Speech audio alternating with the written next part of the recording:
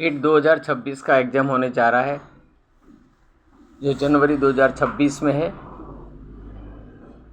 राजस्थान का जीके बहुत महत्वपूर्ण है, राजस्थान की जानकारी बहुत महत्वपूर्ण है।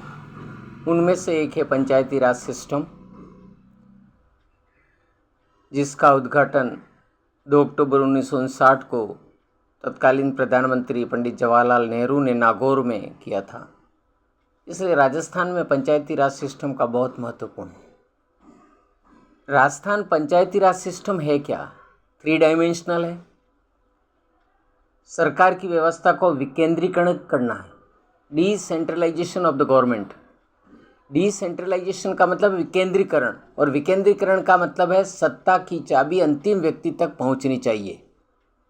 सत्ता में, लोकतंत्र की सत्ता में हर व्यक्ति की भागीदारी सुनिश्चित करने के लिए पंचायती राज लागू किया गया। हर व्यक्ति को मत देने का अधिकार मिले, हर व्यक्ति को अपनी सरकार चुनने का अधिकार मिले, ताकि यह एहसास हो सके कि मैं भारत का एक कर्तव्यनिष्ठ नागरिक हूँ, भारत का एक समर्पित राष्ट्रभक्त नागरिक हूँ, एक अच्छा नागरिक हूँ। अपने अधिकारों के और कर्तव्यों के बारे में जानकारी प्रदान करने के लिए सरकार ने विकेंद्रीय व्यवस्था की है, और पंचायती राज सिस्टम उसका एक अंग है। पंचायती राज सिस्टम में ग्राम पंचायत स्तर पर वार्ड पंच और सरपंच होते हैं। सरपंच का चुनाव 5 वर्ष के लिए, वार्ड पंच का चुनाव 5 वर्ष के लिए। इनका कार्यकाल बढ़ाया जा सकता है, लेकिन पंचायत चुनाव जो 5 वर्ष के लिए होते हैं, सरपंच और वार्ड पंच, 5 वर्ष के पहले या इस 5 वर्ष की टर्म के अवधि के दौरान किसी की मृत्यु हो जाए या वह इस्तीफा दे दे तो पुनः उपचुनाव होंगे। उसी वार्ड के उसी ग्राम पंचायत में उपचुनाव होंगे। दूसरी बात, कभी कभी अविश्वास प्रस्ताव आता है जिसे सरपंच को पद से हटना पड़ता है तो पुनः उपचुनाव होते हैं।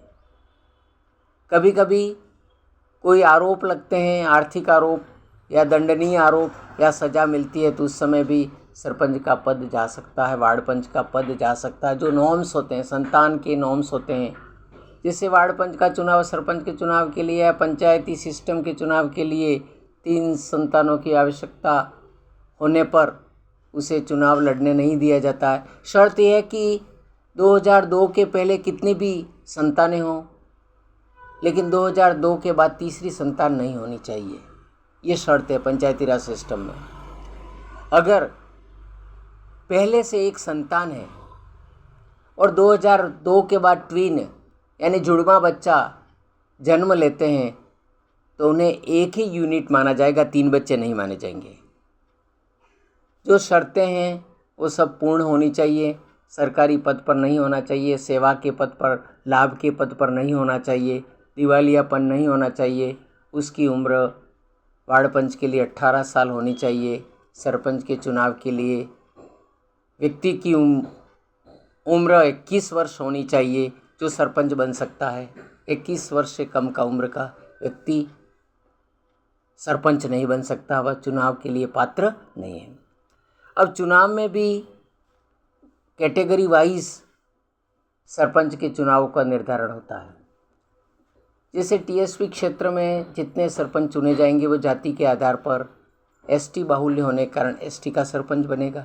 वार्ड पंच में जो सरकारी नियम है उसमें जनरल, एसटी, एससी, ओबीसी सारे व्यक्ति जो जिसके लिए निर्धारित किया गया है वो चुनाव लड़ सकता है। सरपंच में चेंज होता रहता है, कभी महिला आती है, कभी पुरुष आता है, लेकिन टीएसपी में एसटी का ही लगेगा। अब आगे नॉन टीएसपी क्षेत्र में जहाँ चुनाव होते हैं वहाँ भी नियम है कि 3 संतान वाला चुनाव नहीं लड़ सकता है। 2002 के बाद अगर तीसरी संतान हो तो चुनाव नहीं लड़ सकता। इसके पहले 2002 के पहले कितनी भी संतानें हो चुनाव लड़ सकता है, उसमें भी वही नियम है। लेकिन वहाँ रोटेशन सिस्टम है, एक टर्म में 5 साल में एसटी का बनेगा, एससी बनेगा, ओबीसी बनेगा, जनरल बनेगा, इस प्रकार। लेकिन ये जो नियम है वो उप सरपंच पर लागू नहीं होता, वार्ड पंचों पर चेंज होता रहता है वार्ड वाइज, कभी एसटी, एससी, ओबीसी, जनरल, इस प्रकार। लेकिन उप सरपंच के चुनाव में कोई जाति का प्रतिबंध कैटेगरी का प्रतिबंध नहीं होता है। यही सिस्टम जिला परिषद सदस्य में होता है। जिला प्रमुख भी रोटेशन सिस्टम से बनता है। ST, SC, OBC, general. उपखंड स्तर पर अगर टीएसपी का उपखंड है तो वहाँ एसटी का पुरुष या एसटी का महिला ही चुनाव लड़ सकता है। इस प्रकार यह प्रक्रिया चलती है। शेष कल।